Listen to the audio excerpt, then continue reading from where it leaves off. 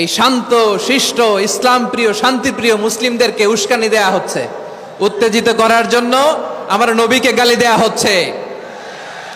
আরশের অধিপতি আল্লাহ রাব্বুল ইজ্জাতের নামে এমন অশ্লীল শব্দ ব্যবহার করা হচ্ছে যেগুলো মুখে তোলা আমাদের পক্ষে সম্ভব না। প্রিয় ভাইয়েরা, আমরা আজকের এই চাঁপাইনবাবগঞ্জের বিশাল ঐতিহাসিক তাফসীরুল কোরআনের প্রোগ্রাম থেকে এই এন্টারিম গভর্নমেন্টের কাছে বিনীত আবেদন জানাতে চাই, আপনারা শান্তিপ্রিয় মুসলিম জনতার ধৈর্যের পরীক্ষা নেবেন না। ধৈর্যের পরীক্ষা আপনারা নেবেন না। সহ্যের সীমা ছাড়িয়ে গেলে জনতা নিজেই আইন প্রয়োগ করার, বিচার করার দায়িত্ব হাতে তুলে নিবে।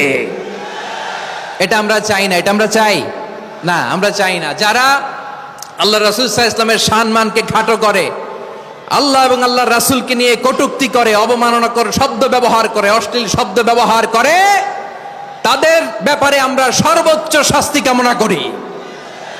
সর্বোচ্চ শাস্তি তাদের জন্য বাস্তবায়ন করতে হবে। বাংলাদেশে ব্লাসফেমি আইন করে চিল্লায় বলেন ঠিক কিনা? তা না হলে জনগণ যদি বিচার হাতে তুলে নেয়, এই বিশাল জনস্রোতকে থামানো সম্ভব না। আমরা শান্তি চাই কি চাই না?